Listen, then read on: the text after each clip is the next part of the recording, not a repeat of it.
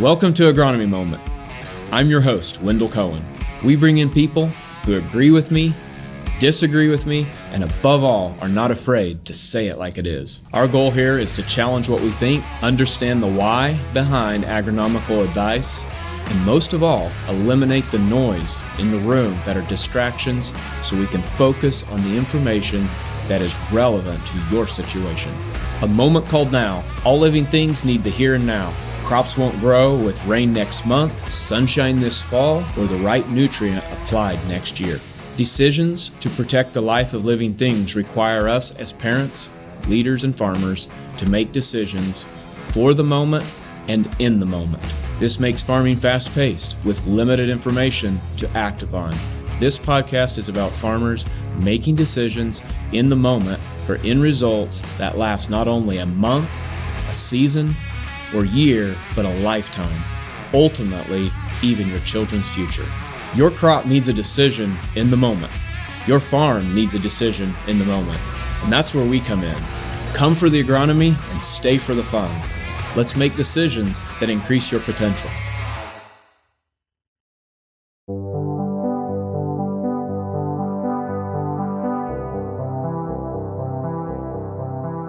Good day, everybody.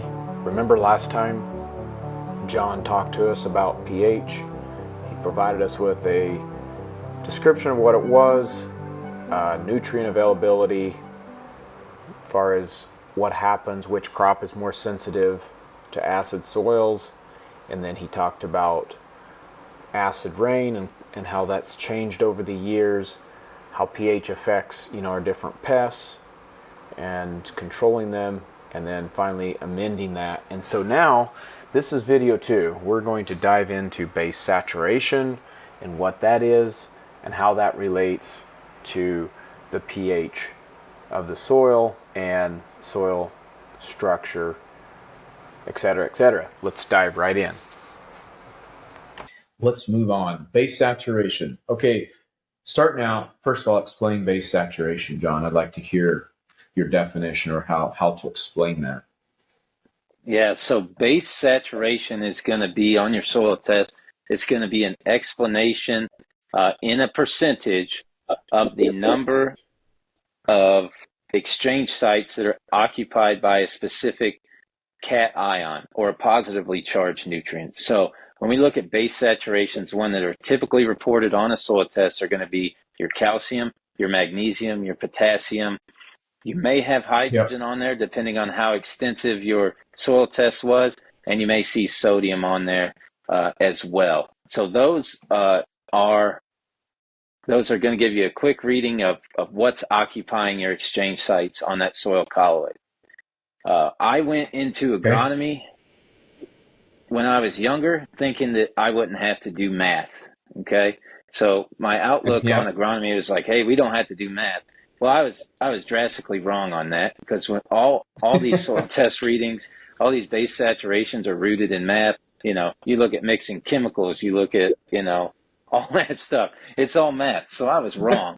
But base saturation gets me out of a jam, because it's essentially taking a formula that includes your CEC, so the number of exchange sites you have, your parts per million on those positively charged ions that I talked about, your calcium, magnesium, and potassium, and then it spits it out and says this percent of your exchange sites are occupied by this nutrient.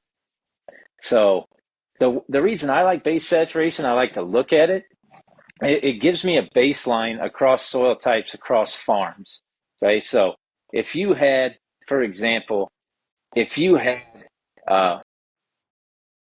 coarse textured soil, specifically a sand, maybe a sand, for instance, or a gravelly soil. If you had one of those that had a CEC of 5, we'll say 5. If you look at your base saturation of calcium and it's at 65%, you're sitting pretty good. If you go back and look at your parts per million of calcium, it's probably going to be in that 600 to 700 range. Okay, so my base saturation's good. Let me back up. If I were to build a perfect soil, I'd probably be 65 to 70% calcium on the base saturation. I'd probably be 10 to 14% on the magnesium, 5+% on the potassium and let the hydrogen and sodium and all the other very minuscule ones take up the rest. Okay. So with that being said, that kind of thought process can go across any soil type. So if you go from a sand with a CEC of 5, 700 parts per million on the calcium, base saturation 65, you're probably pretty good. You're probably having good nutrient interactions, good chemical reactions within the soil. Well, if I go to a heavier soil and it has a base saturation of 65, speaking of clay specifically here, if we look at that, and we had a 700 parts per million on a clay soil, we would be drastically deficient in calcium, and our base saturation would probably be, I'd have to do some math, but low. It'd be bad, 40%, something like that. So when we look at those, a clay-based soil, you're probably looking at 4,500 plus parts per million of calcium to get you that 65 to 70% base saturation. Okay, so without having to do all that math, throwing CECs into the equation, base saturation, you can look right there and say, oh, my percentages are this. And I can look at a base saturation and say it's only 1% to 2%, 1%, 2% potassium. I'm going to know that I got a potassium availability issue with that crop, regardless of soil type, regardless of parent material of the soil. So then I can go back and be like, all right, this is the CEC, this is the soil type.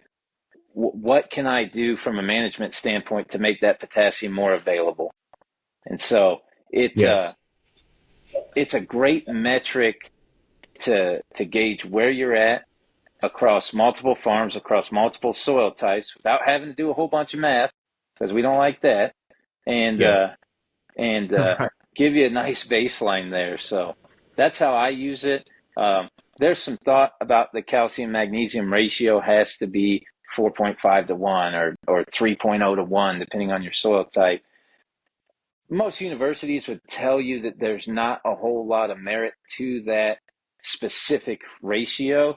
And so I'd bring in kind of both schools of play, looking at the parts per million, looking at the base saturation, and giving me a baseline. Where do I need to investigate? What is causing this soil to be potentially deficient? Or what do we need to do to maintain the productivity and the positive qualities of this soil? Gotcha. So that brings us kind of, you're already touching into the metrics of this. Since there's not a lot of merit in the calcium versus magnesium, you're saying 65, did I hear you right? 65 to 75% calcium, or explain that a little bit more, I guess. Clarify that a little more on how you like to bring those two together of. Yep. So on your base saturations total, they need to equal 100%. Okay. Yep. So that's all your positively charged ions attaching to a soil colloid.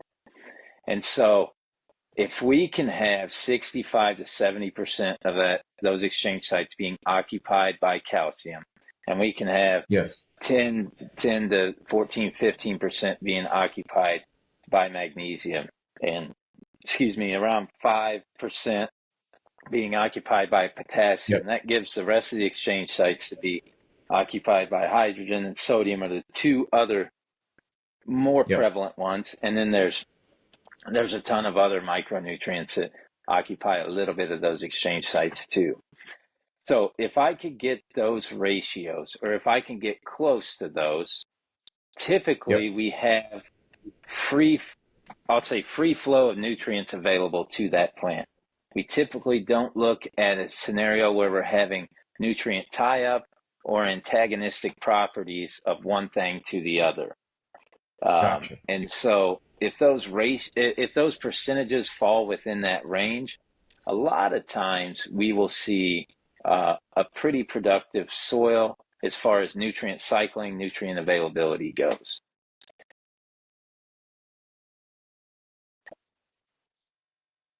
Okay, gotcha. How does this talk a little bit more about like what we can do? Is there anything we can do to change how much capacity our soil has as it relates to adding these nutrients in? Yeah, so you're never going to change the parent material of your soil. That's went through thousands of years of weathering. It has to Yep. do with the mineral properties that actually form those soils when they were formed. It has to do with deposits from the environment. It has to do with your weather, your annual rainfall, how arid your region may be. And so to change your actual soil type and soil, Sure. basically soil type, that's not going to happen. What you can do is you can change the organic matter content in your soils, and you can change farming Okay. practices that will change what's known as the aggregate stability of your soil. And so when you look at aggregate stability, you look at basically how the soil is put together, how much air is in there, how much water is in there, how much nutrient makeup is in that. And you can change that through farming practices. And so if you have a soil, and a lot of times I think of this from a clay perspective, that has poor aggregate stability, typically those soils become compactive and they become what's known as slaty. So they have soil lines that kind of overlap like this, side to side, Okay. as opposed to like blocky, that would have just bigger chunks of aggregates in there. And so when you have those clays that get slaty like this, you lose pore space in there. So you lose oxygen space. When you do that, you have the reduction of some exchange sites there just because of um, physical inability for those soils to have space in them for exchange sites. Okay. So if we say we Yep. went to a no-till, we went all the way from full-blown tillage all the way to no-till cover cropping. Over time, over a few years, you would see that aggregate stability improve. You would see the pore space in your soil improve, and you could essentially see higher nutrient holding capacity by increasing that pore space, removing some of those compactions or slaty layers in the soil, and increasing a little bit of those exchange site activity there. Gotcha. Interesting. And is there anything else, Selena, to jump in here before we move forward? No, I don't think so. Talk a little bit about the pore space, and this is interesting. I mean, there's a host of other benefits that come from increasing your pore space in your soil, right? Like, I mean, that's going to increase water infiltration, and a lot of other things. And it's like what you're saying. It's kind of the only thing we can do to change our soil, right? Like everything else is pretty much what you have. Yeah, pretty much what you have. I mean, you can change the biological aspects of a soil pretty easily with either more biomass through longer residue breakdown on the soil. Think a no-till situation. Yep. You could add cover crops in there to increase the amount of biomass and change kind of some of that biological activity or biological community within the soil. Yep. It takes time. There's no silver bullet out there that says, oh, why don't we just cart in, 5 ton of topsoil on my sand and we'll be fine. Well, you might see Right. benefit for a year, but you're diluting, 2 million tons in the top 6 inch, or excuse me, 2 million pounds of soil in the top 6 inch with what you're adding there.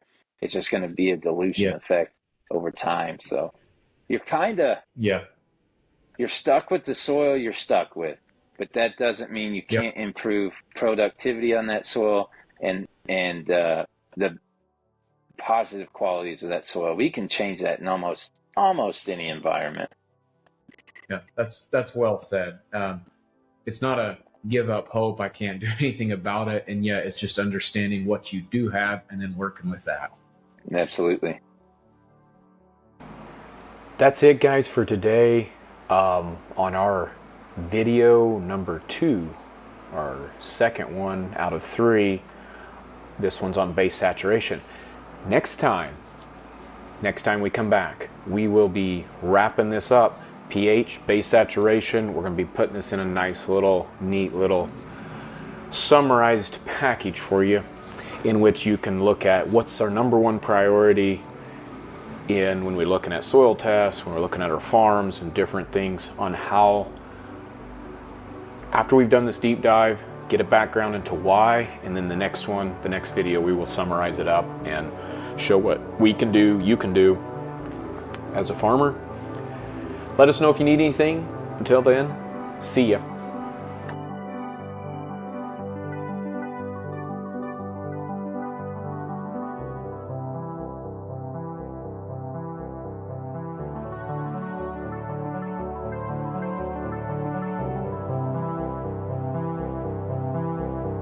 If you want alerts on what we are finding in the field, go to topagservices.com/signups to receive alert, or subscribe to our YouTube channel. It is our goal to bring you the most recent and advanced information possible. If you have any questions or feedback, feel free to reach out to us anytime. We also ask you that you give us a like or follow our channel wherever you listen to your podcasts or watch these videos. This ultimately helps us reach more people like you.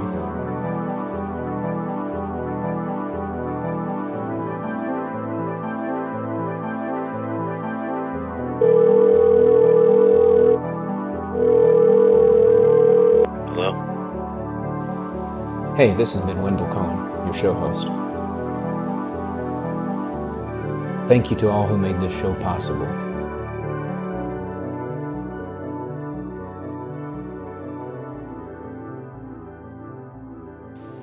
This show is over. See ya.